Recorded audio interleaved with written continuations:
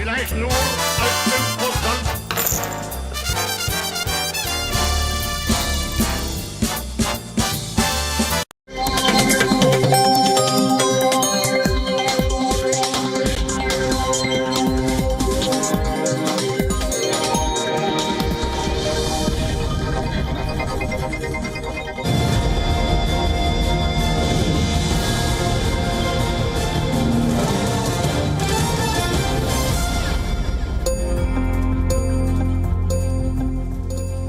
Hello and welcome to WION live broadcast from London. I'm Oliver Regan and these are the headlines. Pakistan elections continue to throw shock trends as several PTI-backed independent candidates go neck and neck with PPP as the PMLN trails. Nawaz Sharif and PPP's Bilwal Bhutto win their respective seats.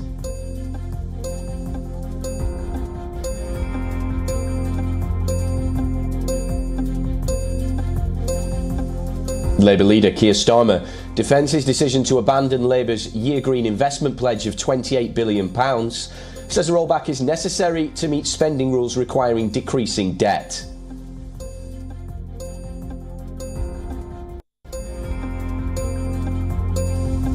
Infectious disease measles makes a return to the UK and Europe.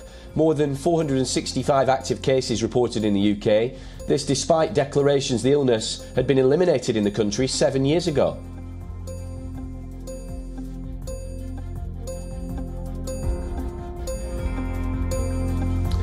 Putin tells US talk show host Tucker Carlson in an explosive interview that Russia will fight for its interests to the end, but has no interest in expanding its war to other countries such as Poland and Latvia.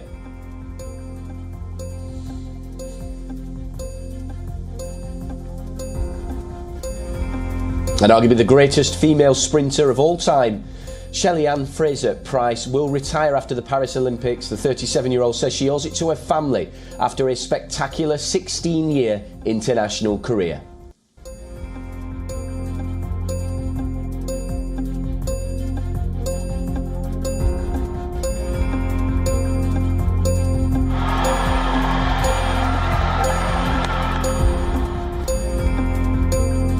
Start off with the Pakistan elections. The first set of results has started flowing in from Pakistan, where the closely watched general elections were held on Thursday, and they were marred by mobile services suspension, violence and rigging allegations. Jailed former PM Imran Khan's PTI-backed candidates are in a tie with former Foreign Minister Bilwal Bhutto's PPP.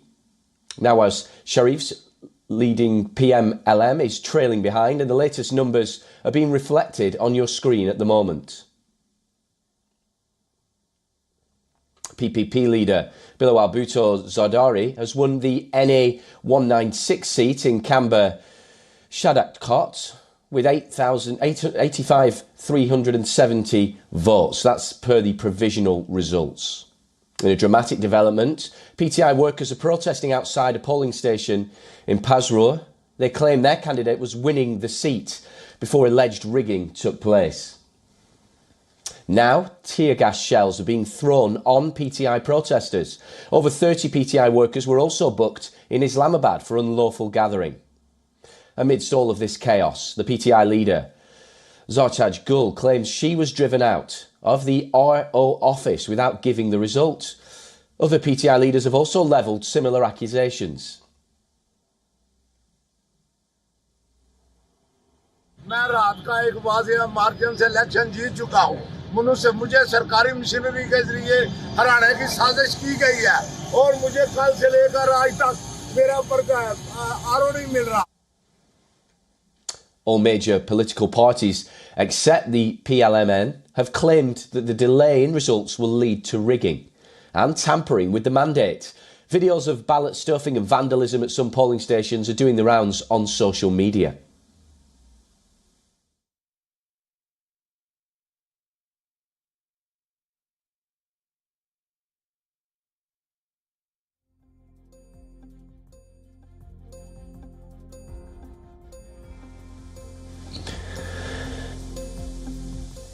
To the UK now, and in a major development, the leader of the UK's major opposition party, the Labour Party, Keir Starmer has defended the decision to abandon Labour's Year Green investment pledge of £28 billion. It ends weeks of speculation, and the announcement has confirmed the most controversial U-turn of Starmer's leadership. Starmer justified his decision, attributing to what he claimed was the Tories' impact on the economy. He said it's perfectly sensible in light of the economic situation caused by the Conservatives. Labour insists the rollback is necessary to meet spending rules requiring decreasing debt as a share of the economy within 5 years. In an interview, Starmer assured that if Labour wins the election, it would outspend the Tories on green projects, as it's committed to the Green Power project by 2030. Rishi Sunak responded to this, and he said the Labour leader, quote, doesn't have a plan for Britain. He characterised Labour's change as a serious moment, accusing Starmer of taking a U-turn on a flagship economic policy without clear alternatives. The Labour revised announcement marks a significant cut in its green industry investment plans. Taxes on the earnings of energy companies will now pay for a portion of the investment package. The package will also be partially funded by taxes on energy firms' profits. On the other hand, other left-aligned groups have criticised Labour's move, calling it yet another surrender. Some call the announcement a massive step backwards from climate and economy.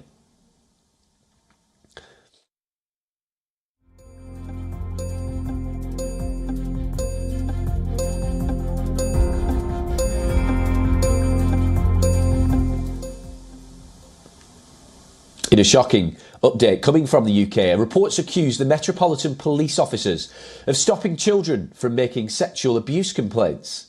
Instead, the officers allegedly blamed the children for the abuse that they experienced.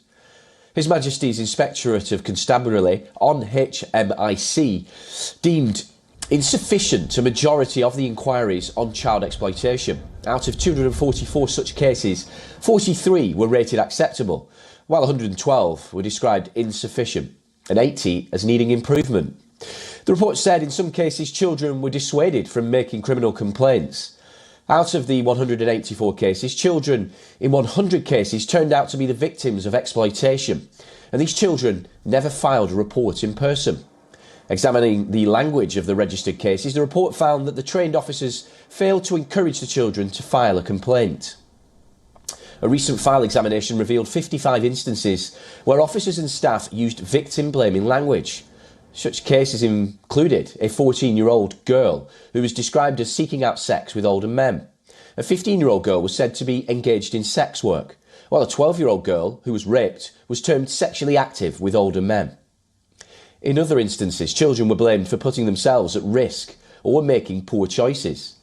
Well, in response to this, the HMIC said the officers failed to recognise that their behaviour may be used to keep the children away from home or recognise an imbalance or power with the person exploiting them. Moreover, the reportage of such cases was below average, so much so that the HMIC found it necessary to put the Met under special measures.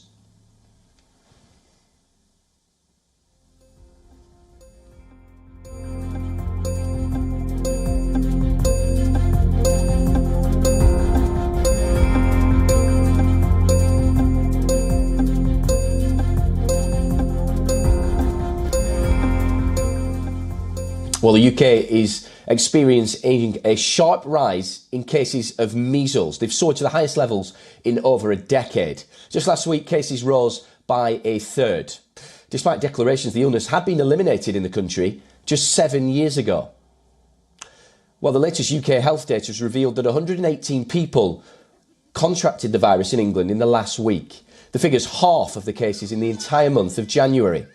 Total confirmed cases are now around 465, a number higher than the last major outbreak in 2013, when 300 cases were reported.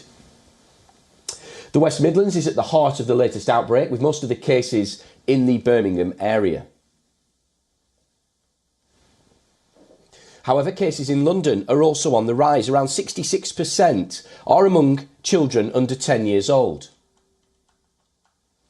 And also, 25% are young people and adults over 15 years. On Wednesday, a man in his 40s died of measles, and experts are urging people to get vaccinated. The UK's NHS has launched a catch-up programme for jabs, with over 3.4 million children under the age of 16 unprotected as things stand.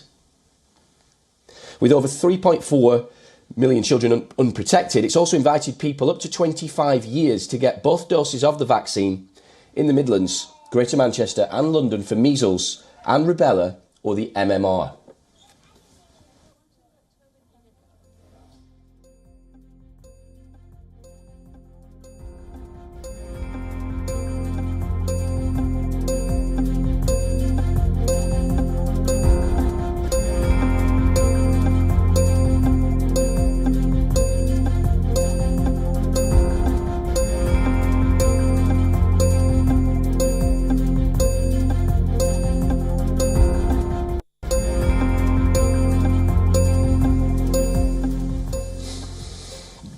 Now, in an interview with right-wing US talk show host Tucker Carlson, Russian President Vladimir Putin said the West should understand that it's impossible to defeat Russia in Ukraine.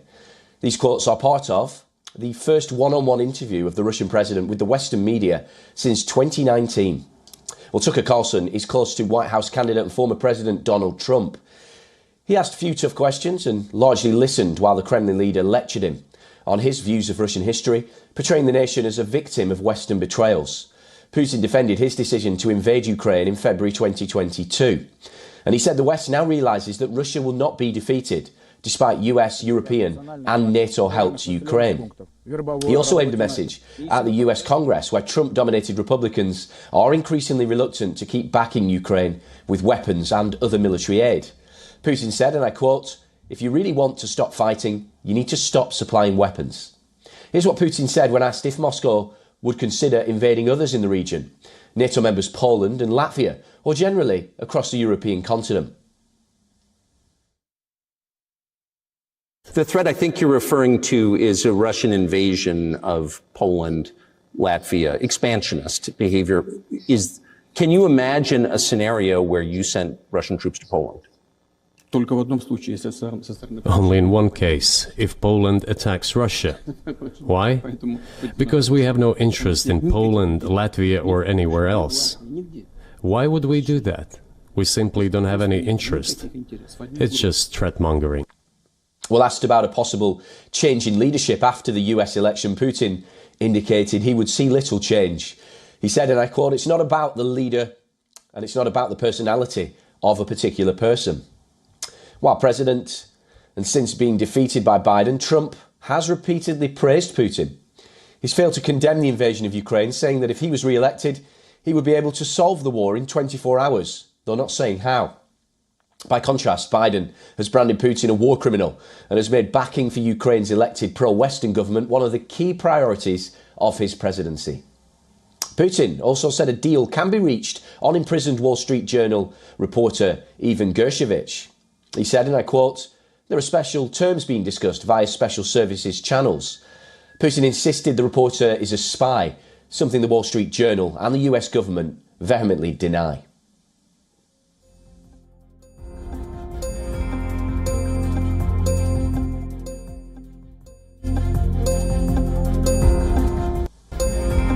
A long-awaited report cleared President Joe Biden of any wrongdoing in his mishandling of classified documents. However, it dropped a political bombshell by painting the Democrat leader as well-meaning, elderly, with a poor memory. The reports removed a legal cloud hanging over Biden as he seeks re-election in a contest expected to be against Donald Trump.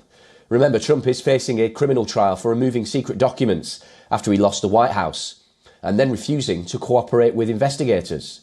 Special counsel Robert Hur said his probe had found a president with reduced mental capacities. He stated Biden could not remember the dates of his vice presidency under Barack Obama and the death of his son, Beau, to cancer in 2015. Biden launched an emotional response to the report questioning his memory, asking how the prosecutor dared say he could not recall the date of his son's death.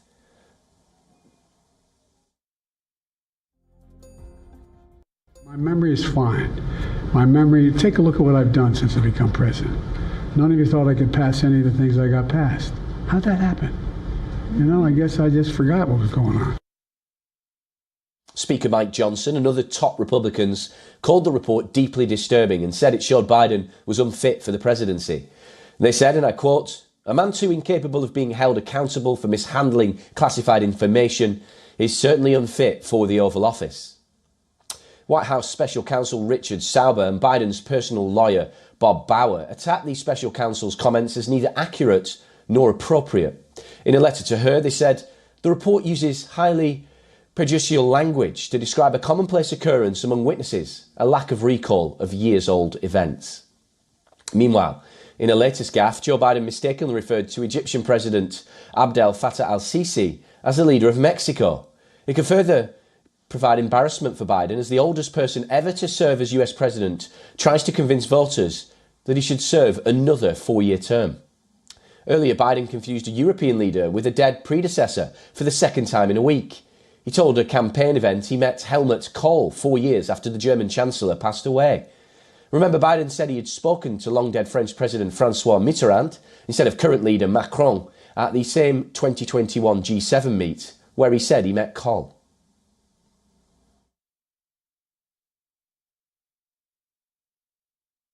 As you know, initially, the president of Mexico, Sisi, did not want to open up the gate to allow humanitarian material to get in. I talked to him. I convinced him to open the gate.